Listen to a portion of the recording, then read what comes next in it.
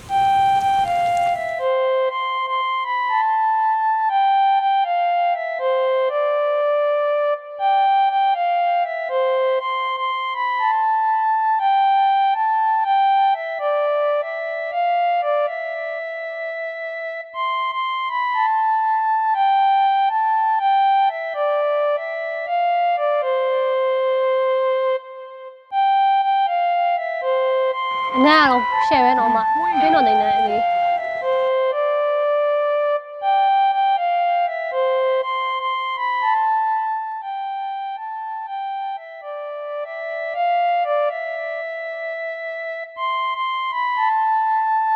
မရဲ့အနားတော့မွေးနေရပဲစားမယ်မလားစားမယ်ကဲဗီဒီယိုပရိသတ်ကြီးရေဒါကတော့ဒါမမိုးရဲ့လက်ရလည်းဖြစ်တဲ့ဘဲဥငချောက်ဘဲကလာဟင်းပဲဖြစ်ပါတယ်တကြံစာစစ်စစ်လေးပါဒါပေါ့နော်တကြံလေရင်းနဲ့ကြိတ်ကြိတ်တိုးပြီးတော့စားခဲ့ရတဲ့အမတ်တရားတွေတော့ပြန်ပြီးတော့မြင်အောင်စေပြီးပါတယ်ဗီဒီယိုပရိသတ်ကြီးလည်းဒီပေါ့နော်ဟင်းလက်ရလေးဘယ်လိုရတာရှိလဲဆိုတော့ယူအရင်ဦးဆုံးနီးစမ်းကြည့်ပါမယ်ငါလည်းရအောင်မြည်ပြီနော်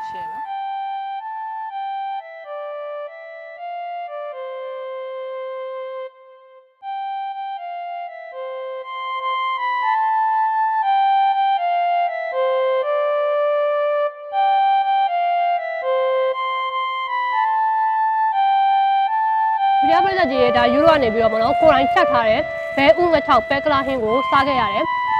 စားတဲ့အရာဒါဘယ်လိုပြောမလဲအရင်ပေါ့နော်တကြံနေလေတော့